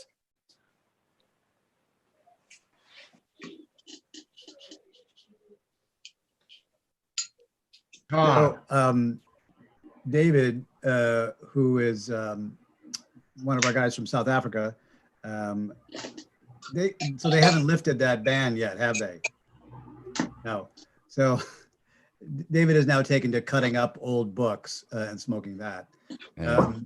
But he asked, how did you get started smoking and why? Smoking pipes, obviously. But. So my great grandfather smoked a pipe, and I saw him smoking a pipe, and I was smoking cigarettes already. And in January of 1988, my then girlfriend, now wife, and I went to Walt Disney World for a week together. And I walked into the tobacco shop, I walked into what was then called the Market House, where they had the tobacco section. And I thought, you know what? I'm going to buy a pipe. So I bought a corncob pipe and probably Middleton's Cherry, and was too embarrassed to smoke it in public. I went back to the hotel room and thought, well, I guess I just shove the tobacco in this hole and do that and push down and then smoke it. And it was absolutely miserable. So that was the first time I smoked a pipe. Then you got to go to 1995, 96 when I was working in that tobacco shop. And I thought, you know what, all right, now I've got somebody that can teach me and show me. And I was interested in it because cigars were kind of boring me at that point already. And then I had somebody that could mentor me and kind of talk me through it. And pipe smoking really you really need somebody to mentor you and kind of take you through it, whether it be a really good YouTube channel that shows how to, the different packing methods, or a podcast with some guy that thinks he's wonderful on it, or a podcast with 2 hobbits from Mississippi, or a podcast with Mike Murphy. All of them are instructional devices to learn different packing methods. And then the key to me is my smoking style is a compilation of things that I learned from 3 or 4 different people. And I've applied all those and created my routine. So that's a very long answer to, I was interested. Since you're like a vapor lover, which ones are your top 5, top 10 blends that you recommend or you smoke the most? Currently on the market for Virginia Periques, the ones that I'm buying are the Sutliff Crumble Cake Virginia Perique, Escudo. I still buy the new stuff. Cornell and Deal came out with that small batch Virginia Perique, and I bought into that because I liked their Carolina Red Flake. So I got excited about that. That's about all that I know of that's on the market that I would really buy as a Virginia Perique. If you can get a hold of some older McClellan, some McClellan at a decent price. My wife's gone to a couple pipe shows with me, and she saw one of my regular tins of tobacco on somebody else's table for sale for like $40. And she came over to me and she said, "Isn't that the one that you smoke all the time?" I said, "Yeah." I said, "Well, he wants $40 for it." I said, "Yeah." I said, "Well," she said, "Well, don't you have like 1,000 of those?" I said, "No." "I don't know what you're talking about, dear." Yeah. can't tell you what you're talking about. Can't say anything. All right, I Yeah, don't know. it's only 999, not even close to 1,000. Yeah, yeah. But if you do the math, I know. I'm sorry. You said there would be no math, but there is going to be math. Are you ready? Arithmetic. Arithmetic. 50 grams of tobacco equals about 18 bowls. So if you round it up to maybe 20, you do 2.5 grams per bowl. Yeah. All right. Round it up to 20. You spend $40 on that. That's $2 per bowl full. That's $2 for 45 minutes of really good smoking. The lowest price premium cigar that I'm willing to smoke is like $6 for 35 or 40 minutes. Pipe smoking is still cheaper. Exactly. You know, that's funny that you bring that up, Brian. And our stories parallel. I was hopelessly addicted to cigarettes, and then I got on the cigars that finally broke that addiction. But the cigars, when I found pipe tobaccos, there wasn't nearly as much variety. You know, some of the, I was smoking Arturo Fuentes, Aroma de Cubas for about $5 a stick for a Robusto. But still, $5 for 1 hour. I mean, I spend, $8 on a tin, and this is like 25 hours or more. I mean, I've got 100 pounds plus of tobacco. I figured it out at 3 grams a bowl. I'm good for 40 years. Yeah. This pipe, I loaded it this morning at about it was about 10:15, and it's just an 1.5 inch deep bowl by 3/4 of an inch wide, so maybe 3.5 grams of tobacco. I smoked it all the way until we were about a half hour into doing this. So that's 4 hours of smoking time where I set it down, I let it go out, I tamped it and relit it, and it was fine. You take a cigar and try to smoke it like that, it's nasty. The wrapper starts to break and fall off, and a cigar is a commitment. Once you cut and light it, you're done. You got to go.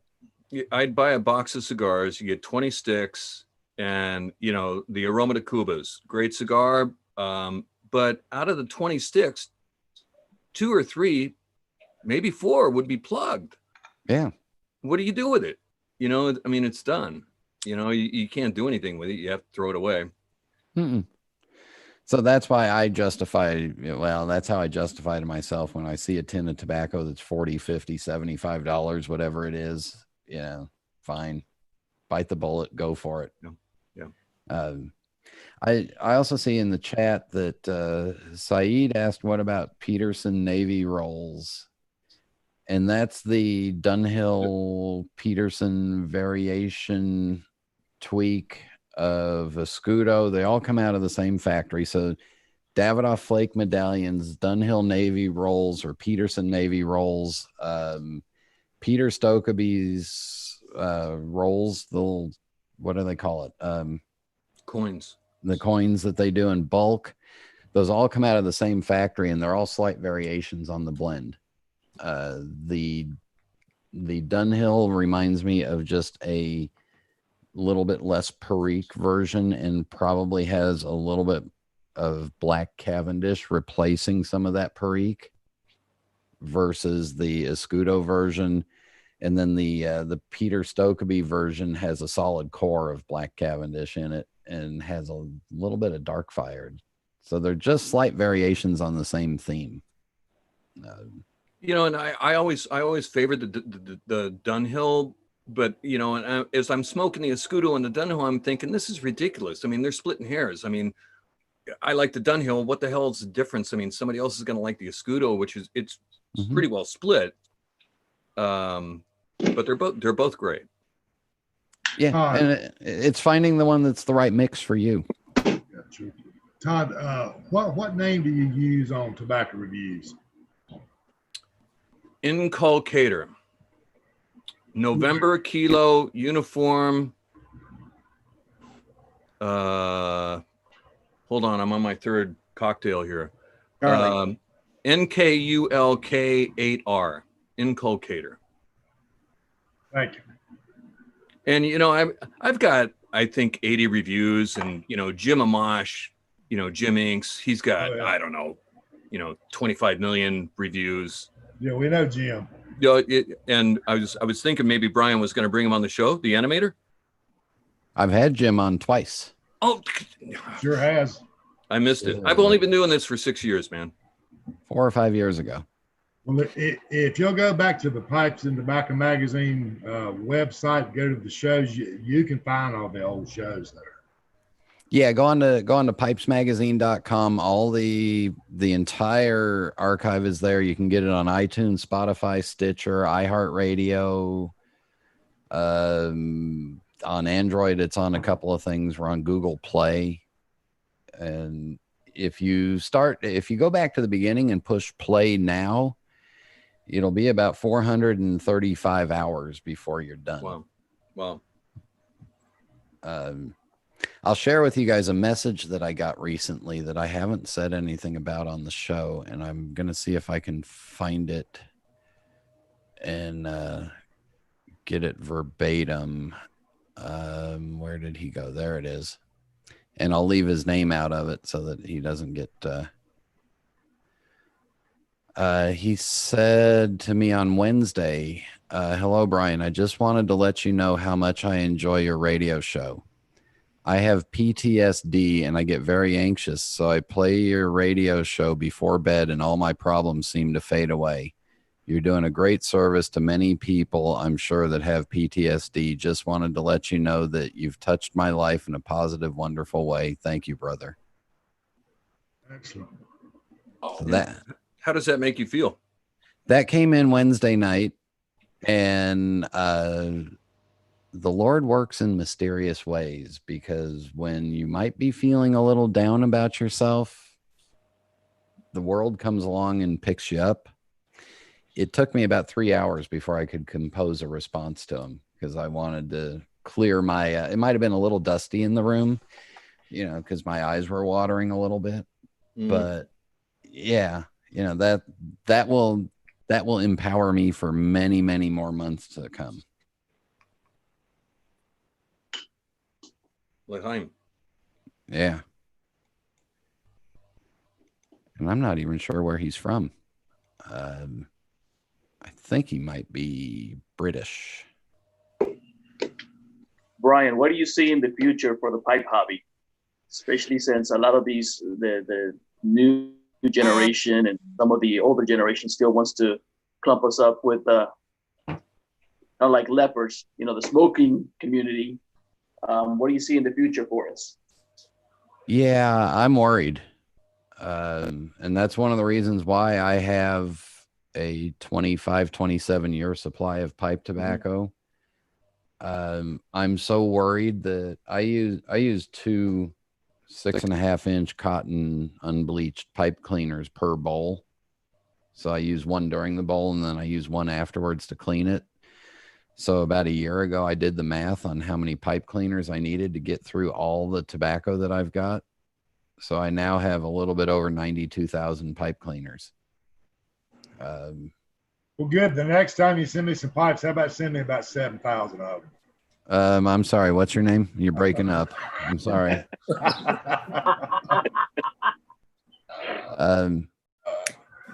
I am worried because there's a symbiotic relationship between the cigarette business and the pipe world.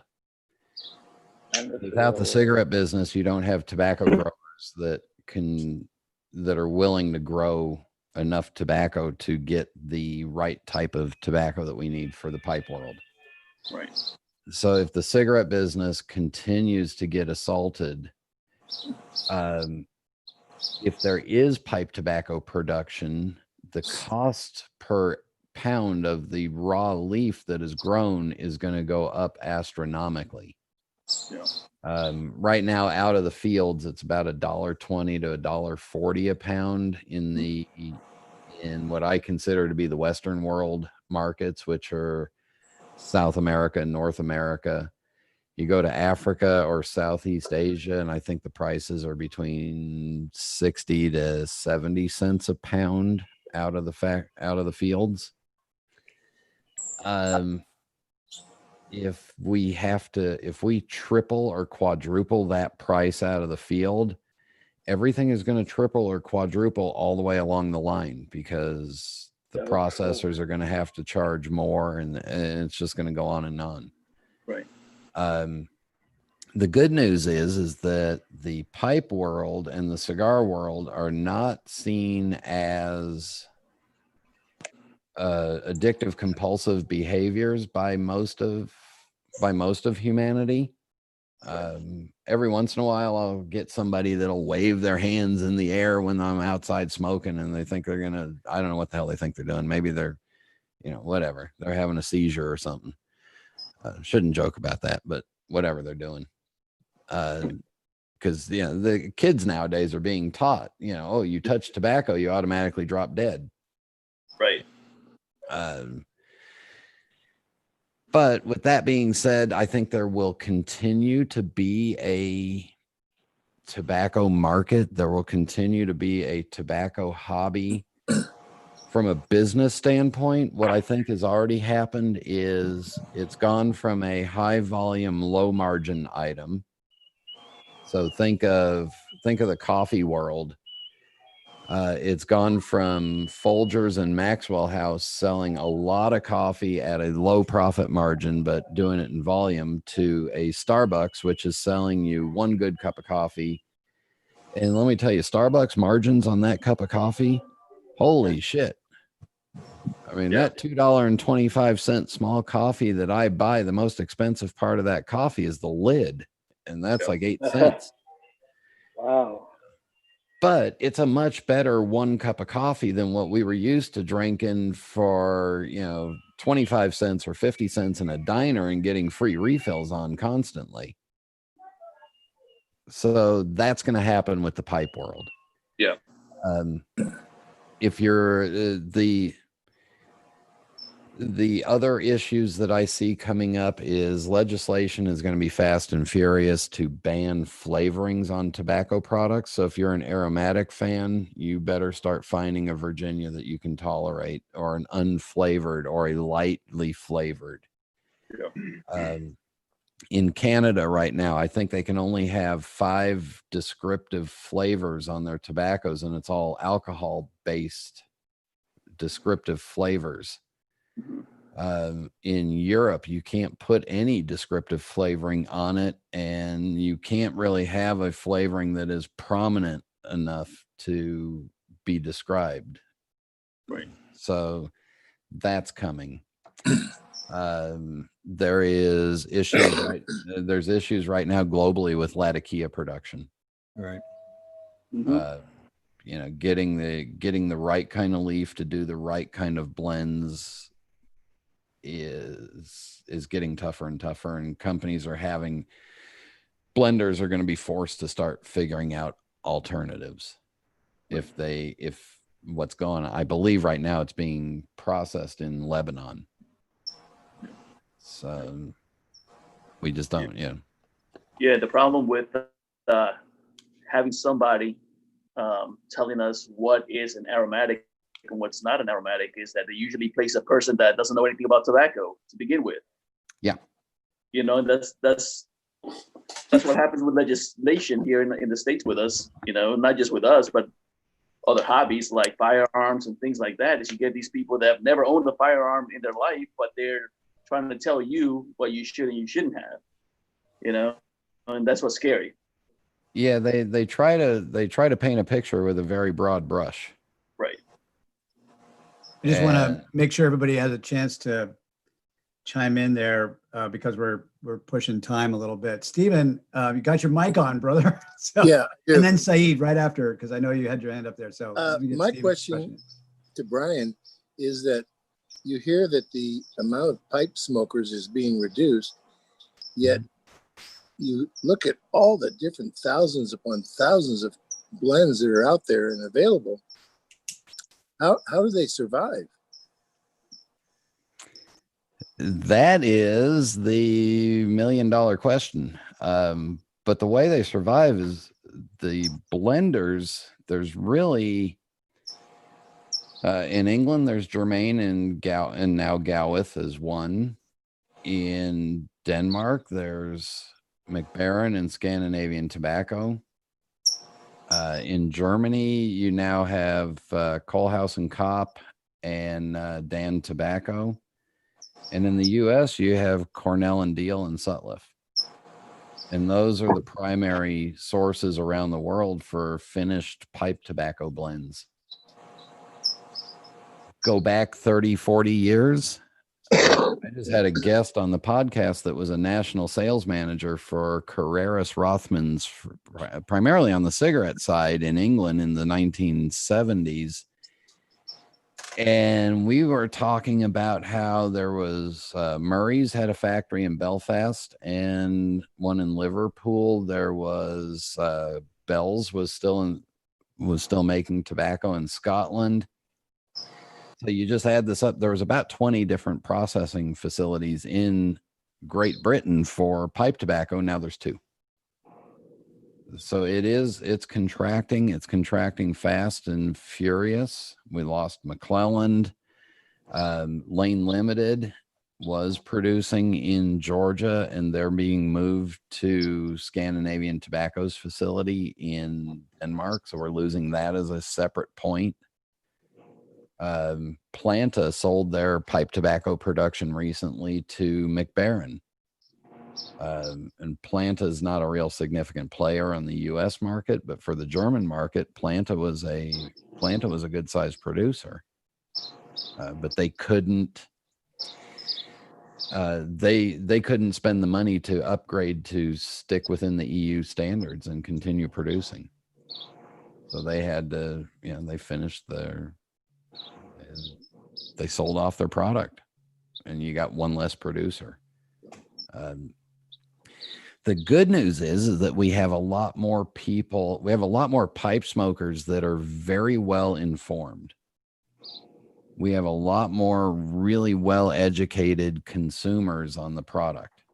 And that's a huge benefit of the internet and having forums like this and having the ability, to, if you look at the Pipes Magazine radio show alone, if we had to produce and distribute a show through terrestrial radio, that would have cost us probably $200 per hour per city to get that out and brokered that airtime in small cities. And it would have only played for the hour on, Sunday morning at 8 a.m. or whatever it is. And you wouldn't get the penetration that we get right now with the podcast. And it might have cost $40,000, $50,000 a month to get it out there. Well, that wouldn't be financially beneficial, but because of podcasting software I started the show, my cost to start up was $180. Since then, I've spent a little bit more money on stuff like this guy here. That was not a fun day when I wrote when I paid for that one, but Saeed, you had a question, there, brother. Mr. Brian, as a prick lover, I want to know what is your solution for me. When I smoke a prick, after half hours, I feel nothing, and my mouth is used to prick and feel nothing. I drink coffee, I drink espresso, nothing change. I must relax maybe 1 hour or 2 hours to can't feel prick anymore. But in Latvia or in Virginia or especially in aromatic, is not happened to me. Now you have this feeling, you have this. That's interesting because if I understand you right, you're getting a numbness in your mouth after smoking a pipe with perique in it. Yeah, after half hours. So I have heard from other pipe smokers that Perique has made their heart race and it gives them the sweats, and it's a higher nicotine tobacco leaf than most other pipe tobaccos are. So it could be a nicotine sensitivity. My only suggestion for you is I drink a lot of water. I make sure that my mouth is very moist and hydrated while I'm all day long. I mean, I will drink on a good day 5 or 6 bottles of water.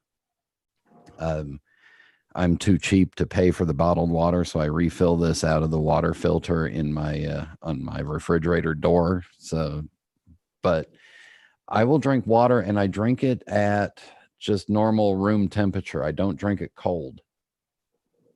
So it keeps my mouth very moist. I would try that, but if it doesn't, maybe just slowing down on the smoking, because you may just have a sensitivity to the Perique itself.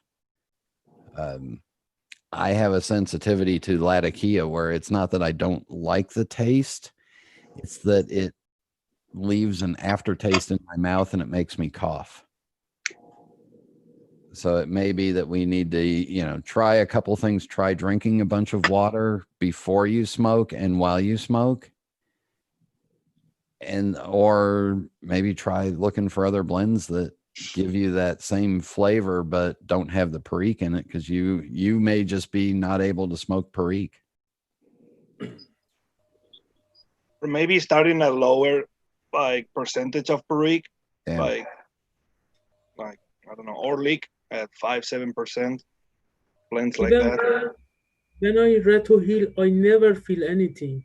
Even when I reto heal the Perique blend, I don't know why. Yeah, it's something in your chemistry with the Perique. And it's just like my chemistry with the Latakia. So, gentlemen, we're heading to that time when I usually chase everybody out, because I don't want to get any emails from your wives or girlfriends or kids going, I'm not letting him back in your club again. But Brian, before we go, can you talk about your diabetes fund that you your project? So my daughter was diagnosed with type 1 diabetes 14 years ago at the age of 9. And it's an autoimmune disease. It has nothing to do with type 2 diabetes, which is a lifestyle abuse condition. So she's been insulin dependent since day one, since she got diagnosed. Long-term issues with diabetes include blindness, foot and extremity issues, internal organ issues, and everything. So I hope I hope I'm not around to see her fall apart. That's my long short story as a father. But through the pipe community, when we started the Pipes Magazine radio show, it was advertiser sponsored. So there is no Patreon account. There is no I'm selling this or that for it. There's no asking for money. We just play the ads, and you listen to the ads like a regular TV program, except now that you have Netflix and all that stuff, you don't get ads. But the first year of the show, we started an auction that was for a couple of pipes that were off my desk that I had smoked. And Steve Fallon, who is the pipe stud on eBay and the pipestud.com for his tobacco sales, volunteered to auction the items off on his eBay store. So the first year I asked a few people for extra donations, and we got stuff. We just finished up the auctions this year, and let me get on the eBay here, and I'll tell you a little bit, kind of update it. Where is it? There it is. We are closing in, I believe, on raising about, I think this year we're going to be around $2,500 in monies raised through all donated items, primarily from listeners of the show. And that'll put us, in the 7 years that we've been doing this, that'll put us over $15,000. And that means more to me than a Patreon account every month. You know, the guys that just step up and donate their stuff. We had one pipe collector, one pipe smoker in Baltimore donated McClellan 40th anniversary, the last year of Christmas cheer, 100-gram tin of Frogmorton Cellar, and a couple other tins of tobacco, and those sold on Steve Fallon's pipe stud store for, I think it was like $500 just for those 4 or 5 tins. And as a father of a child that has a disease that I can't fix, you know, to be able to just ask once a year for you guys to donate stuff and bid on stuff and then have all this money raised is just incredible. And then if you're on eBay or on Steve's website, you know, feel free to buy something from him, because Steve donates all of his time and he pays for the shipping himself, and he pays all the eBay and PayPal fees for everything. Is there a link on Steve's site to? No, they're just marked as JDRF auction in the description. And I think there's only 1 tin left from that. The tins of tobacco went up a week ago Saturday. The auction items just ended today, and I missed out on one thing that I was bidding on, but that's okay. But even Steve, the big dumb Texan that he is, he donated a Dunhill pipe that he had laying around that ended up selling for $256. So, I mean, that's the kind of community that we are in. You know, Steve gives his time and his money, people giving their hard saved tobaccos, and most people have never even really met me in person, but they've heard me in their head a few times. And well, there's always next year, and to keep connected with your brother, and so just in the last closing minutes here, can you tell us one more time where we can listen to the podcast? I know how to find you because I've got your podcast downloaded into my phone, but there's a few people over there on YouTube who asked where they can where they can listen to your podcasts. And I'll give everybody the sales pitch. Are you ready? Here it goes. This is all I'm doing right now. The Pipes Magazine radio show is available on pipesmagazine.com, iTunes, which is Apple Podcast now, Google Play, Stitcher, Spotify, iHeartRadio, TuneIn FM, and a flock of others that I don't even know what it is. New episodes go up every Tuesday at 8 p.m. Eastern time.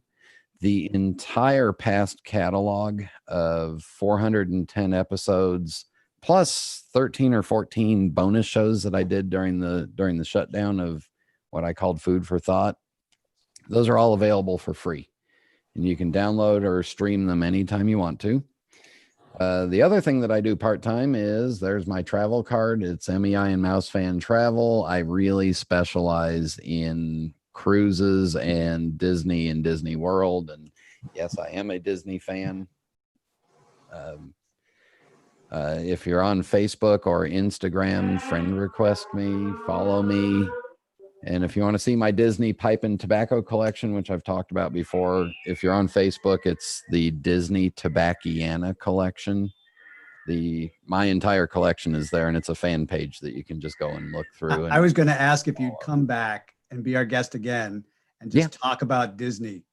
I was going to say the same thing. I just want to know, how did Disney get into tobacco? 1955, they opened up Main Street at Disneyland and had a tobacco shop on it. We need another show, David. We need another show on that. Here's a teaser. This is a Disneyland made Sheraton. Unbelievable. Wow. There's obviously a lot to learn about that. Yeah. Agreed. So that's just a Sheraton that was made for Disneyland. Yeah, Brian, and thank if you have me back, remind me to tell you how I shot myself in the foot with my own collection and can't afford collecting my own pipes anymore. Yep. I will ask that question for sure. Yeah, and if anybody has any other further questions, just send me a message on Facebook, Instagram, or my card is on my Facebook profile, so you can see my emails there. Brian@pipesmagazine.com is an email address where you can send me emails. I got a lot of free time. Well, thank you, sir.